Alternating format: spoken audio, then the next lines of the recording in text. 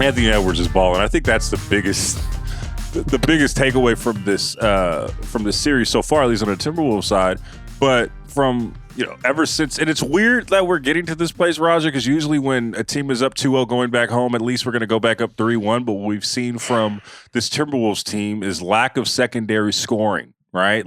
We're seeing the fruits of inconsistency from one Karl Anthony Towns. How precarious is the situation for the Timberwolves at this point, if you had to rate it from about 1 to 10?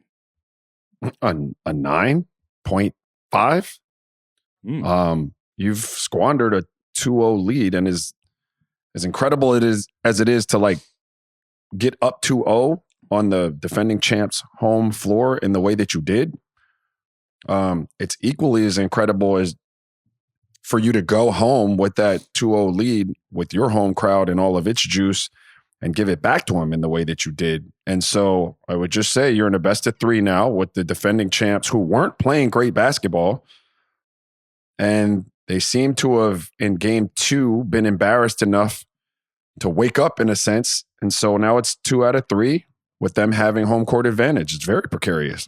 I don't want to. I know I've been guilty, Howard, of just being going off the rails and just making very big declarations. As I just did. It just got tagged for it. I didn't even know. Wow, I'm still just eviscerated from the nuclear. Look, you get. I would just say this. Sorry, you get 45, 46. You start getting back spasms and shit. It'll just get you grumpy. You know what I mean, man? So this is my bad, man. My back hurts. God damn. My fucking back hurts, man. I'm sorry. Howard, 1, can you relate to Raja's troubles right now? And 2, I'm going to just pose the question right back to you. How precarious is the situation for Minnesota? I can relate because I can recall times in the last, I don't know how many years, where I sneezed and fucking pulled a rib muscle. So this is what you have to look forward to, Logan. Jeez. It's precarious. It's as precarious as Raja's back, apparently.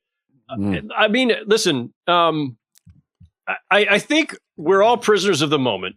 And the second the Timberwolves stole home court advantage in game 1 and then took game 2, it was, everything. And I was talking to people around the league who were like, yeah, the Nuggets are toast. And I started hearing rumblings of I'm not going to get into it on the pod now because it's not fair. But there were rumblings about why it was happening. And so suddenly everybody's starting to speculate about the Nuggets and where it's going to go from here, because now it's an assumption that they're just going to lose and all this. And here we are, the champions look like the champions again, and it's tied 2-2. And they won 2 on the road. And now we're just down to a best of 3, and they've got 2 at home. And now we're going to overreact and bury the Timberwolves. This is what we do in playoff series, especially if there are wild swings, right? We're partially prisoners of the moment because we're responding to what the players just did. And we have nothing to go. None of us can actually see the future, all stupid predictions that we do in this business notwithstanding. The players go out there and we react. So if we overreact, it's because there are some wild swings sometimes. And this is one of those series. And it becomes hard to get a real grasp of. Towns did everything yesterday to reinforce all of the old concerns about him, all the frailties about his game. And yet at other times, he's been great, and he could just as quickly flip it around. The Nuggets were just banged up enough and out of sync enough that they looked vulnerable. Suddenly they don't. I have no idea what comes next. I really don't. Yeah, I know we're not supposed to say answer. I don't know in this business. I don't fucking know. That's probably the best answer, because I'm trying to give declarations and give all these things. It's oh man, this could happen. We've seen. Because on the surface, we've seen what Anthony Edwards can do. I want to pose this question to Raja, because I was talking to Rob Mahoney on the pod on Saturday evening. We were doing a lot. Was it Friday evening? A Ringer NBA show after dark, and obviously the subject of Anthony Edwards came up, and I'm just looking right now at the stat line. Just the disparity between Anthony Edwards and everyone else on the floor, 44 points, 5 rebounds, 5 assists, 16 to 25. He's just been amazing. But I posed the question of, is there anything else? Is there another style that Anthony Edwards can bring to the floor that could be, because I'm thinking about this. I'm thinking about Kobe in the 05-06 series against you guys, Raja, where he was going into that series, the first round series, he was a scoring dynamo, one of the best scoring seasons of all time. But with you guys, at least for the first 3 or 4 games, he took on more of the game manager decoy role. Is that something that could be more conducive to winning at this stage for Anthony Edwards? And I'm literally just asking questions. I don't know. I think he's been playing fantastic. Okay. Yeah, I mean, I hear what you're saying, and I can appreciate it. And he had 5 assists last night. Like, there's a world in which I could say I watched that game, and with his ability to get wherever he wants to go on a floor, it could make sense for him to try to get that up to like 8 or 9 and spring people for some, at least theoretically, easier opportunities for themselves, you know? Mm-hmm. But the reality is he was doing that, and guys just weren't converting them all the time. It's not like he's in there and he's a non-willing passer. There were multiple times in the midst of like a heater for him where they were trying to hang on and stay kind of connected score-wise, where he'd give it up and someone else would take it upon themselves to like shoot a like Cat, or I think it was Jaden McDaniels one. Like, they'd just shoot a wild shot, and I'd be actually begging them in the, get that shit back to him. There shouldn't be a possession right now where he doesn't have it. If he chooses to pass it to one of you jokers, cool. But like, while he's hot like that, let him rock. So I feel what you're saying, but I really don't think so, Logan, because I don't know who else on that team other than Cat can really create in their own way. So now you're asking him to really be a facilitator and a creator. And I don't think that the others have enough upside offensively for him to exist as that on that team. He's going to have to be a primary scorer. Yeah. And what dictates that? Based on the team personnel that you're seeing right now, what dictates the reasoning for being a game manager versus now he has to just go full throttle? Is it just because other guys aren't making shots? What is when you see the team that is around him right now, what dictates that, Anthony Edwards needs to get 45 a night every night? Well, I don't know that it needs to be 45, but he's got to be a primary scorer, because although there are guys out there that can get buckets, I'm not taking anything away from any of their abilities. They don't strike me as like primary guys. The only person, if Cat were consistent as a bucket, or if the nights when Cat is good as a bucket, like high end bucket, then Ant can afford to be a little bit more distributive with the ball, like try to get people some shots, because you just don't need his point production in the same way. But the way the team is made, like they need him. And it's not always as easy as it sounds to tell a guy who sees the game through primary scorer lens to like change that and be distributor. I mean, you've seen Kobe historically in playoffs when it's out there, right? Where like they're telling him to pass more, and it is just, it doesn't work like that. Yeah. Yeah. It's hard to wear both of those hats. For sure. It's going to be interesting to see. I really don't have much more about this series because like Howard said, I feel like we've been on a roller coaster this entire series. I think we're going to get even more on the roller coaster. I guess one more question that I have to ask though, Roger, how much of a fumbling of the bag is it to lose though at 2 games at home in that way, right? Like, geez, it's crazy. I'm telling you, it's equally as incredible. You rarely see someone at this level of the playoffs at this point with teams like that, someone walking to a defending champions building and take 2. That was like, oh shit.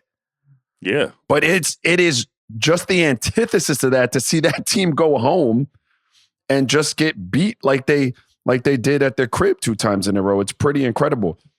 And I know we don't want to spend a whole lot of time on that, but there were a few things that I think I'm interested to hear you guys' perspective on it. It tells me what I need to know when I see Cat and even Ant a little bit and other cats on Minnesota moaning and crying and bitching at the officials in the way that I saw Denver doing it in game 2.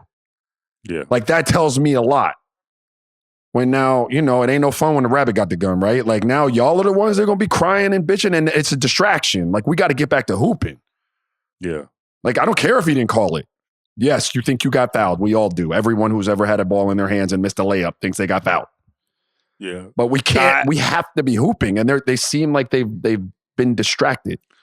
I don't know. It feels like, I mean, I know Denver went through it and, went at the refs and especially on the onset of the series. But I think they get a lot more rope just because that's what the defending champion tag gets you, is a lot more rope to do things, right? Because you do get more of the benefit of the doubt. When I see Minnesota doing it, it speaks to their youth. And I know there's going to be a lot of people in Minnesota like, that's unfair, but those are the breaks. That's what it is. Like, you guys haven't done anything yet. So when we come hard on you in terms of the refereeing, that's what I see. I just see immaturity. And when I see that happen, I see all the things that was talked about in a diss towards Minnesota. And it's something that they have to learn through and grow through, right? And we'll see what they do in this Game 5, but Howard, I really just don't know what's going to happen on this Game 5. Literally anything can happen. We're going into Game 5 and neither playoff team has won a home game. I don't even know if that's has that ever happened? I don't know. I'm trying to remember. I don't, off the top of my head, I can't, but I know this has happened. I'm positive at least through the first four games we've had this happen where the road team won 1 through 4. Is there a series where the home team never won? I'm going to guess it's happened. But I don't have that off the top of my head. Things we could be Googling if we stall long enough. Or maybe Kerm can look up for us while we're moving on. But it is weird. It is weird. The thing that's not shocking about it is, I've said all along, Raja, tell me if you disagree, but I've said all along, as much respect as I have for the Nuggets, their margin for error is not as great as some other champions that we're used to seeing in this league. And it's because, as we've discussed, it's more of this ensemble cast, right? It's Jokic is has current mythical title of greatest player in the world, 3-time MVP in 4 years. But Jamal Murray's really, really good. Never been an all-star caliber, but not an all-star. Aaron Gordon, KCP, Porter, like a bunch of good players. Bench isn't that great. Lost 2 key guys off the bench. Like, the margin for error isn't that great. So if you pull one thread, if somebody's just off for the day, if Jamal Murray's banged up as he was coming into the series and KCP was, and Jokic is just a little out of sorts for whatever reason, then it makes you vulnerable. And the Timberwolves were just good enough to be able to take advantage of that. And the Nuggets are just good enough and have the muscle memory to then say, whatever, we lost 2 at home. We're good. We can do this. And then they do. And then, like, if you're the Timberwolves, now it's like, oh shit, we woke up the sleeping giant. The Nuggets who won the championship look like themselves again. And, you might be a little rattled. A couple of things that I thought were interesting. I mean, one, the amount of times that you had Jokic bringing the ball up the court or Aaron Gordon bringing the ball up the court. If you remember in games 1 and 2, they lived with their guards bringing it up most of the time. That allowed Minnesota to start the pressure at the point of attack from the time it came in bounds. And I remember saying early in that series, man, they're picking him up really early. Like, they're making him work. That alleviates it. You're not going to have Rudy Gobert. Even though they had Rudy up a little bit trying to do it, you don't want Rudy out there guarding Jokic, bringing the ball up the court. The second thing, which I think is interesting, and you always have to pick a poison when you're playing teams like that, Jokic is going to do what Jokic does.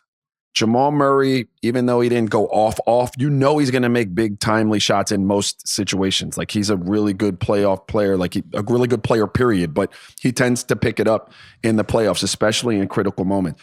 You have to find a way to not let the Michael Porter Jr.'s kill you on any given night, to not let Aaron Gordon kill you on any given night. We have to figure out the balance there.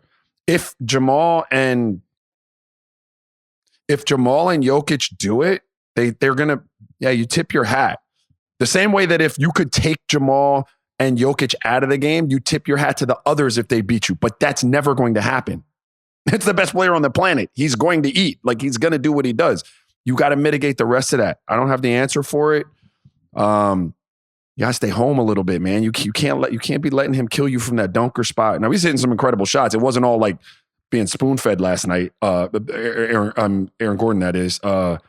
But it helps when he's able to get off early from the dunker spot and offensive rebound, and then it opens up the jumper and the rest of the stuff he can do. I still don't have anything for it's just going to be so interesting to see, what happens in Game 5. Like I don't have I just don't have a grasp on this series in the way that you should. It should be copy and it should be just black and white. Timberwolves should be up at least 3-1 right now going into this game, but it's just wild how things shift, especially in the modern NBA.